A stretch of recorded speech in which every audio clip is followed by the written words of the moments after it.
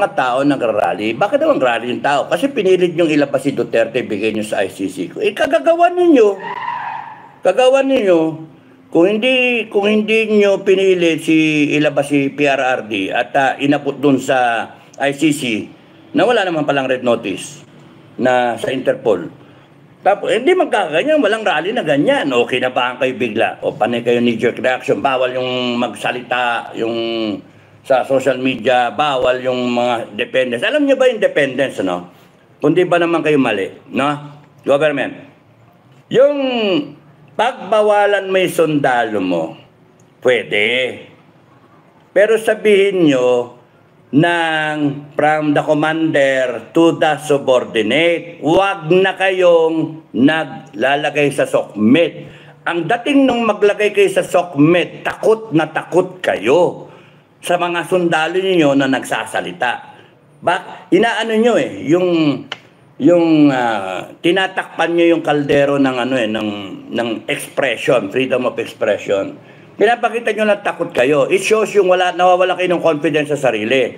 Kung meron kayong gustong ipagbawal sa tao, kausapin nyo yung unit. Ganon. Yung sarili. Commander to subordinate.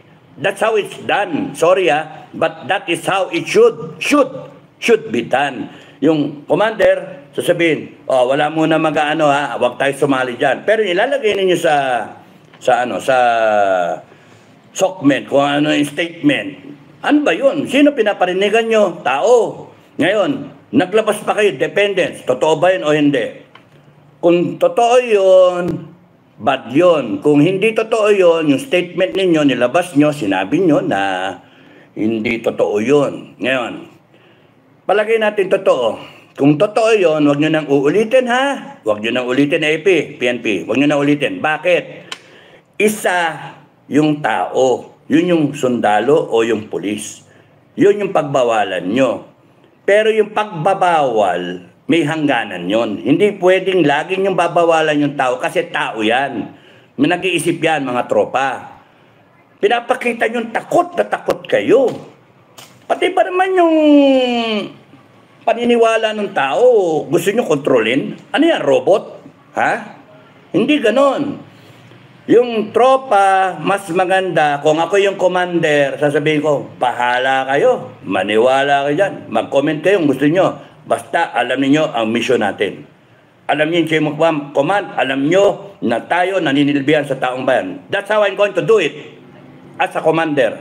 Maniwala kayong gusto nyo, bahala kayo. Pero naka-uniforme tayo. If you should comment na huwag kayo mag-uniforme pagka sa mga live o kaya sa mga videos, huwag kayo mag-comment na kayo-uniforme because you are representing the institution. You are representing the unit. Gusto nyo malasin ako. Ako yung commander. Malasin ako. Gusto nyo mag-comment kayo na mag-comment. Bukas, relieve na ako. Kasi hindi ko kayo kayang disiplinahin. Yung mga tao, magkakaroon na nyo. Si sir, ingatan natin si sir. Wawa naman si sir pagka matatanggal. That's how it should be done. Let the people, your men, discern what is right or wrong. Pero pagka pinagbawalan yan, nagngingit-ngit. Kung kailan nyo kailangan na kumilos yan, kung kailan nyo kailangan dumepensa yan, wala na yung tao mo. Nandun na sa kabilang bakod. Kayong mga hirap. Anong klaseng, nakakainis na. Hindi ganoon, nawawala disiplina. Mga commanders, huwag nyo kukontrolin yung tao. Because pinapakita ninyo yung biases ninyo. Sasabihin ninyo, we are apolitical. Apolitical. We will defend the Constitution. We will follow the chain of command. We will uphold the Constitution. Lintik na yan yung Constitution, binabiolate na, kaliwa kanan. Binabiolate na, tapos sasabihin mo, we are upholding the Constitution. Tapos yung tinatransmit nyo sa tao down the line, biglang yung nakikita nila, ninanakawan yung taong bayan. Kaliwa kanan, binayolate yung batas, binayolate yung rights ni Duterte. Kalimutan niyo yung pangalan. It could be somebody else. It could be anyone. A barangay captain, it could be a tanod. Ang mahalaga doon yung karapatan ng isang Pilipino pareha sa karapatan ng isang presidente. Anak ng toko ata yung Pilipinas. Anong ginagawa natin? Buhaw-buhaw, baboy, binaboy. Na yung previous vlog, panoorin nyo. So, may natutulog. So, wag na wag ganon. Pinagbawalan niyo yung sundalo. Sabi yung lalagyan niyo pagbawalan yung pamilya, ay nag-message sa akin Yung iba na, totoo ba yan? Bakit ganon? Tapos meron pa silang manifesto to mga dependents. May manifesto. Tignan niyo kundi yung kapalpakan. Yung isang sundalo, nahirapan kayo. Now, banatan nyo ng bawal tong pamilya na tao na bossing nyo yan, taong bayan Yung mga dependents, huwag nyo sabihin na asawa niya, sundalo. Yung sweldo ninyo, galing dyan sa mga lahat ng asawa, lahat. Pati yung mistress, nagbabayad ng tax, Ang punto, sila ang pagbabawalan ninyo, hindi tama yun. Now you have the wife, yung anak, kung dalawa anak, yung tatay, yung nanay, yung kapatid, lahat na nakatira sa ilalim ng bahay nitong sundalo na to, lahat sila galit at sinasabi doon sa asawa nila, putang inang gobyerno yan, PI, tingin inumin. PI na gobyerno yan, PI ng BBM yan, PI na kayong mga SWATCOM kayo, PI kayong lahat, PI na yung apat, pini-PI na. Pati yung mista ko, PI. Sabi ganon. All right, sir? All right, sir. So, kayong gumawa ng problema, hindi kami. Kayong gumagawa ng problema. Pinagbawal ninyo itong mga tao ngayon na magsasabi doon sa asawa nila, huwag ka nang sumunod dyan sa gagong gobyerno na yan. You see, you created the problem because you are not analyzing. You are doing things na hindi nyo pinag-isipan, panic time kayo, and then boom, daming tao, daming nagrally. All over the country, all over the world, daming Pilipino nagrarally. Naku, delikado na tayo. Bossing, delikado na tayo. Baka matanggal na tayo. Baka malapit na. Now the end is near, malapit na. Naku. Armed Forces and PNP, how sure are you that the soldiers will follow you? How sure are you the policemen will follow you? Sige, anin nyo pa, pigain nyo pa. Kalabas-labas niyan, the Armed Forces and the PNP will be an empty bag. Alam niyo empty bag? Hangin lang. Kasi nawala ng laman. Pumunta na doon sa taong bayan. Anong tingin niya sa sundalo? Tanga? Anong tingin niya sa mga opisyal? Tanga? Hindi nag-iisip? Right now, yung mga sundalo at saka yung mga polis, alam nila. Hindi nyo nakikita yung mga signs. May mga signs sa chat group nila. Patignan nyo. Intel, tignan nyo yung mga chat group. Bakit ako nagtuturo? That's how it should be done.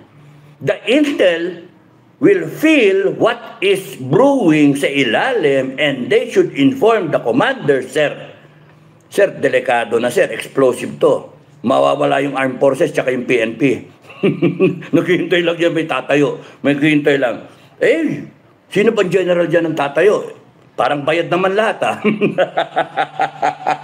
sabi ng mga taong bayan, puta yan, mga bayad naman yung mga general na yan. Kaya marunong tong administration. Uy, clap, marunong. Binabayaran yung mga dapat tumayo, yung mga, lahat sila bayad. And yung mga kernel, sir, naghihintay ng posisyon. Wala na. Yung mga lieutenant colonel, naghihintay din ng posisyon. Yung magbabatalyong commander o BATCOM ngayon, ayaw makialam. So down the line, you will scrape the bottom of the armed forces and the PNP and you will end up wala kayong tao. It's a one scenario. You will have no people because these people know what is happening. These people understand the gripes, yung galit ng taong bayan. These people understand yung ginagawa ninyo na mali. And sinusuppress pa ninyo, pati yung pamilya isusuppress ninyo. The family now, kalaban nyo, kinukumbinsi yung mga asawa nila, tumayo na kayo. Magsama-sama na kayo. Sumama kayo sa taong bayan. You should understand the dynamics, yung leadership principles, You should understand, hindi yung pag-golf kung anong par, kung ano yung ano mo, handicap mo. Uy, birdie, uy, eagle. Linchak na yan. Yung mga generals, dapat maramdaman ninyo at nakikita ninyo yung mga indicators. Yung mga pulis na yumuko, hiyang-hiya sila. Hiyang-hiya sila that they are part of the abduction of Duterte. Hiyang-hiya sila, umiiyak sila. That is a symptom, that is a sign. And yung kalat niyan sa mga usap-usapan ng mga sundalo na hindi nyo makokorek, hindi nyo ma-check. Before you know it, it's going to explode right in front of you. Bongbong Marcos. It's going to explode right in front of you. Tamba. And you will find yourselves na nakakulong. Nakakulong. Ay, nako. Pag-ikot ng kulong, nakakulong kayo lahat. Bibitayin kayo ng taong bayan. Because the sovereign Filipino people will rise up. Declare kayo martial law. Yun yung topic natin. Declare na martial law. Yun yung mga nagsasabi. And marami kong intel nasabi. Parang nagbabalak-balak mag-declare ng martial law. Sige, declare kayo martial law. Sinasabi ko naman kasi, pagka nag-declare kayo ng martial law, mga kababayan, pag nag-declare ng martial law, huwag kayong matatakot. Huwag kayong matatakot. Kaya ako nag-explain ngayon, sinasabi ko na previously, pagka isa sa mga recourse yan, tatlo nga no? The only way out is good governance. Isa na opsyon. Isa, declare martial law. Yung isa, gerahin ang China. So, nandun pa rin tayo. No? Declare ng martial law. Sinabi ko, pagka nag-declare ng martial law, I will stand up and undeclare the martial law. Ulitin ko, if Bongbong Marcos declares martial law, I will stand up, I will rise up and say, kahit sa vlog, kahit nasa hospital ako, no? Nurse, pwede ba tayo ako? Bis ako. Nag-declare ng martial law I will undeclare martial law. But I will declare the people's martial law. Tandaan nyo mga kababayan, yung power ng presidente mag-declare ng martial law, yung power ng Congress para i-affirm yung martial law declaration, yung power ng presidente na gamitin yung armed forces at saka yung PNP para implement ang martial law at paghuhulihin kayong lahat. Kayong mga destabilizer, kayong mga leader, kayong lahat, hulihin kayong lahat, came from the power of the people. May power ba si Marcos noon mag-declare ng martial law? Wala! Talunan na Vice President, si Billian tumakbo ng presidente. Please, boto niyo ako. Unity Team! BP Sara! Bongbong Marcos, Unity Team! Pagkatapos nun, nung naboto na, bye-bye. Bye-bye. Yung nagpalibing ng tatay niya, bye-bye. Pinadala sa ICC. Yung power ni Bongbong Marcos na ginagamit ngayon at lahat ng inappoint niya na mga cabinet secretaries, including Anyo, including Gibo, including came from the president in a point, but the power as a package came from the Filipino people. He is a nobody. Binoto siya ng 31 million na tao, including me, nabudol. But let me tell you, Filipino people, the power of the president came from the Filipino people. Kaya wag kayong natatakot, wag kayong magpapasupil, wag kayong maniniwala. Mag-declare ng martial law, we stand up, we undeclare the martial law, and we will declare our own martial law. Kala ninyo, pinatapo lang kayo sa kalabaw? Ang asta ninyo, kala nyo walang hanggang kayo may kapangyarihan. Kayo na ngayon ang gagago, kayo na ngayon ang budol, kayo na yung nangako na hindi nyo tinutupad, kayo yung nagnanakaw. Kayo yung nagbabiolate ng konstitusyon. Tapos may gana kayo mag-declare ng martial law. Huwag nyo kaming subukan. Huwag nyo subukan ang mga Pilipino. we will rise up. There are millions of us, 90% of us, 108 million Filipinos. Kahit natulog sa pansitan yung kalahati niyan, meron pa rin 54 million Filipinos. Tulog pa rin sa kubeta, nasa CR, nagbabawas, meron pa rin 25 plus 2, 27 million Filipinos. Huwag nyo kaming subukan. This government, the only way out is good governance. Mag-sorry kayo, tinuan ninyo, ayusin ninyo yung korupsyon, ayusin nyo na yung droga. Pero kung kayo masisiba, kayong mga nasa AFP at PNP, nagtutulog-tulugan at apolitical, nakakantok pa, will protect the Filipino people. Anong protect? Anong ginagawa nyo? Ninanakawan ng taong bayan. Oh. That's the problem. Kaya nga, yun ang aking gusto sabihin. Huwag kayong natatakot because noong pa, yung martial law na yan, natakot ang taong bayan. 1970s, wala pang SOCMED noon. No? Bata pa ako noon, hindi pa ako makapag-SOCMED. Hindi pa ako noon, late pa ako noon. Mga 1973, I was in high school. I was only about 12 years old. No? Namboboso pa ako ng teacher. Joke. Bata pa ako noon.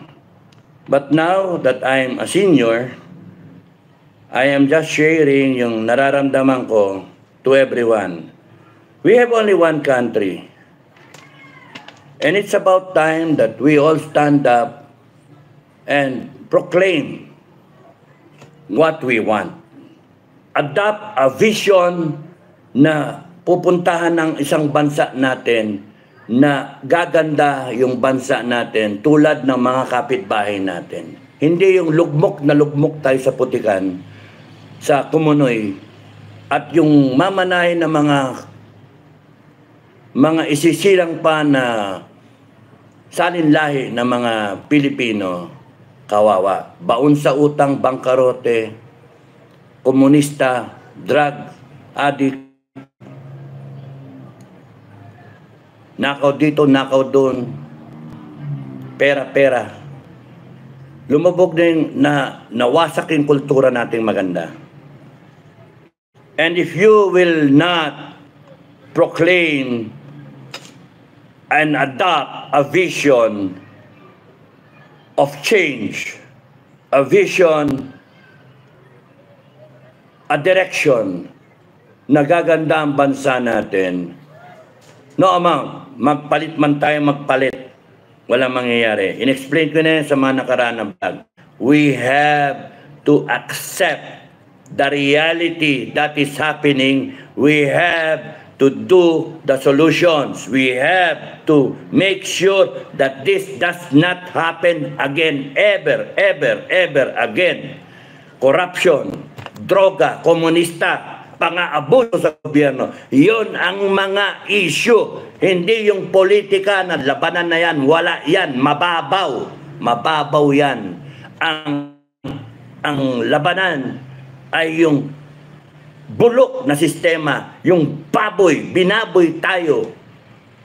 Binaboy ang Pilipinas ng mga politiko ng upo. Kaya kayong mga tumatakbo, huwag nyo nang dagdagan ang pagkakababoy ng Pilipinas. Tinangan ninyo ang Pilipino eh. And we should all band together towards a better Philippines. AFP, PNP included. That's the only way. Kung ayaw nung iba, iwanan natin. Kung ayaw nila na mapaganda ang Pilipinas, iwanan natin. Mamili kayo. So anong pwede natin puntahan? Pwede magkaroon ng revolusyon. Analysis ko, sa nakikita ko, pikam-pika na Pilipino eh.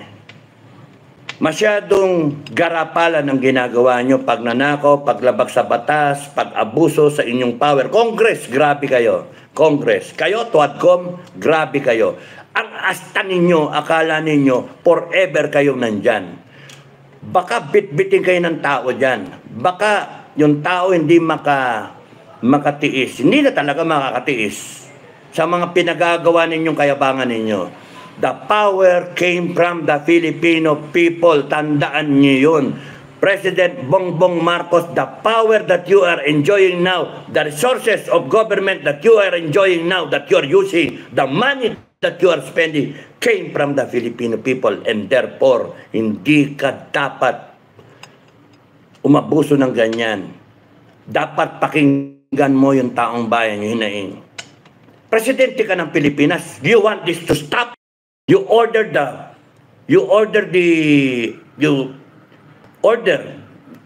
to bring him back. It stops. Pero you'll be booted out. Ginalit yung tao, kayo gumawa ng kayo gumagawa ng kasalanan nyo. Hindi taong bayan.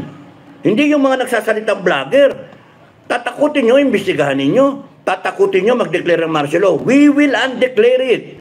Mga kababayan, huwag kayong matakot. We will stand up, we will undeclare martial law. Ganun tayo ka-powerful. Eto tayo yung presidente, binigyan lang natin ng power yan, pinahiram lang natin. Declare ka ng martial law, ulul. We will undeclare martial law and we will declare our own version of martial law, I'm telling you. And you better be frightened to your bones because the martial law ng alam ng taong bayan, walang patawad. Yun yung So, pwede magkaroon to ng revolusyon.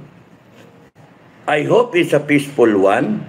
I pray it's a peaceful one. Pwede magkaroon ng bloody revolution. So, revolution. Sa ilalim nun, peaceful, bloody. Pwedeng gano'n ang mangyari. Analysis, ha?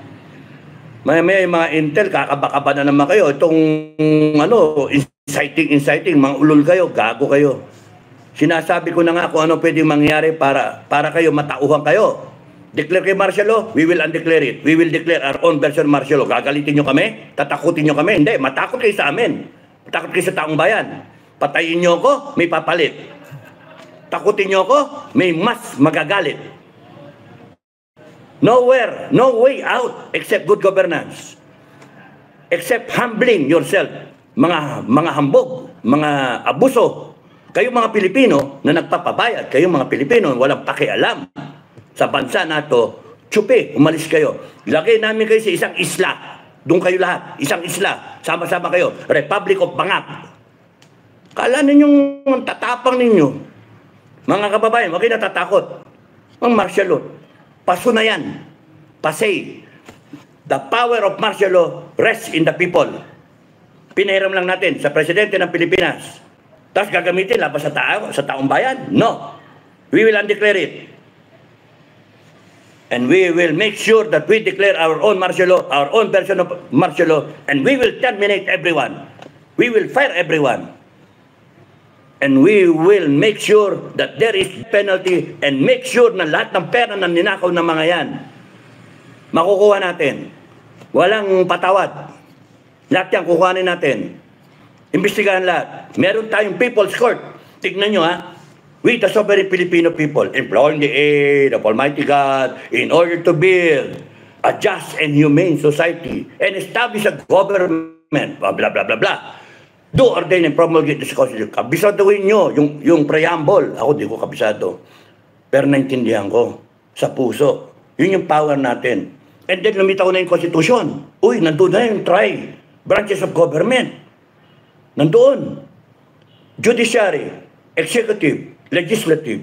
And under the president, nandun na lahat ng mga kanyang amigo. Nandun na lahat. Tignan nyo, ha? Yung branches of government. Saan galing yung power? Ano sabi sa Constitution? Ninyo, natin. All authority emanates from the people. Panik dito. Doon galing sa atin, taong bayan. We have the power of the judiciary, the power of the legislative, the power of the executive. Nandito. We are the People's Court. We are the People's Congress. We are the executive. We can do what one if you are all united. Pero kung nag-iisa ka, ang dali mong pilin. But if you are together, mga kababayan, Luzon to Mindanao, you are together hanggang abroad, all Filipinos. If you are together, if you know what is the meaning of being sovereign, you can do what you want because all power emanates from the people. Pwede magkaroon revolusyon, peaceful at bloody. Huwag tayong bloody. Pero pagka yan, mga yan, dahil sa alam nila, bibitayin sila. Alam nila, kakaso sila. Lalaban yan. Kayong mga uto-uto na magpapagamit, tatanggap ng bayad. Uy, lalaban ako, pingin baril. Bayaran nyo. Bang. Good luck sa inyo. Kayong mga matitino sa AFP tsaka sa PNP, malapit na nasa 11th hour na tayo. You better stand for the Filipino people. Because if you don't, the Filipino people has the power to disband all of you. The Filipino people can unmake you and create a better armed forces, a better PNP. Agencies that will serve the people, that will protect the people's interests, that will follow the chain of command all the way up to the Filipino people, not to one president. Yan yung ano. So you better deliver armed forces and PNP. When the Filipino people stand up, you stand up. Yun. If you don't, good luck. Tapos nun, isa pa, revolution, pwedeng maging mauwi sa civil war. May 90%, may 10%. Ayaw? Sige. Maglaban tayo, patayan tayo. Doon pa lang sa 90 tsaka sa 10, kita nyo na yung majority. Ngayon, kung mga maangas to, sige, gano'n na mangyayari. Bakbakan yan. Ubusan.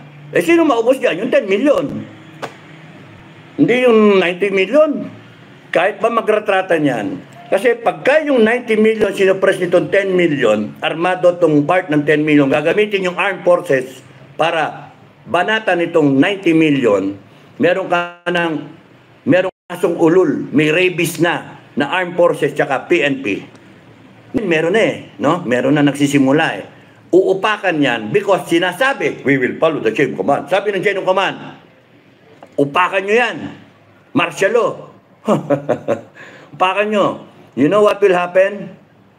Makikialam yung mga kaibigan natin sa abroad.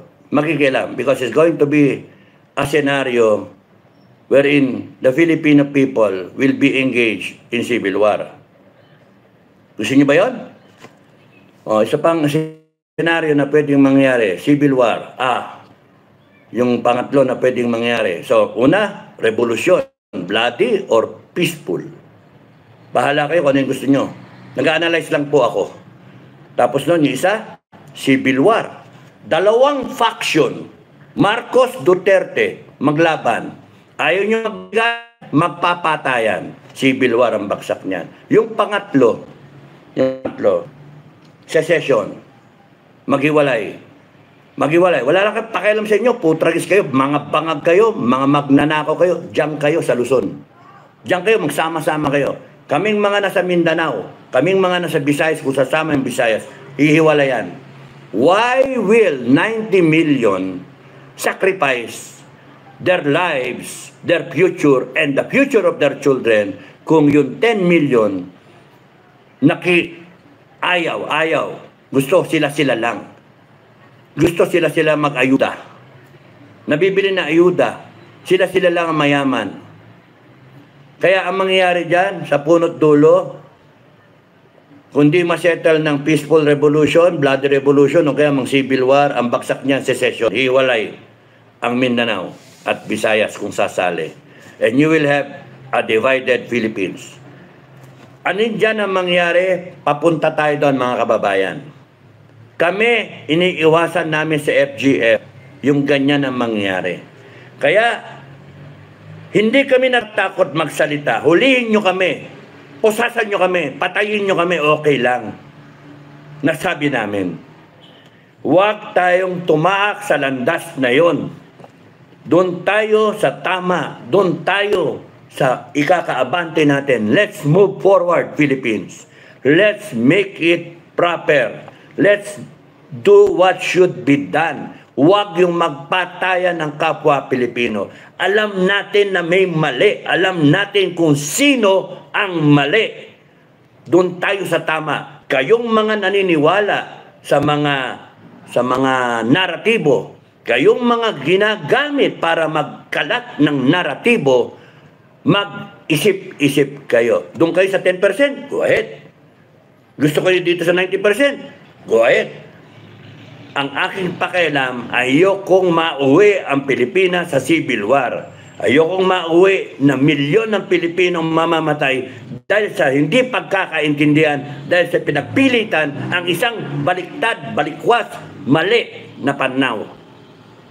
Patayan kayo, ano mangyari? Tapos iyak-iyak kayo, and then it will never end. Pumatay ka ng isang NPA nung panahon namin, papalitan ng 10. Is that the way? No. NTF-ELCAC knows the way. Alam na namin na it's a combination, an all-out effort, a whole-of-nation approach. Kaya nga ito, let's make it a whole-of-nation approach.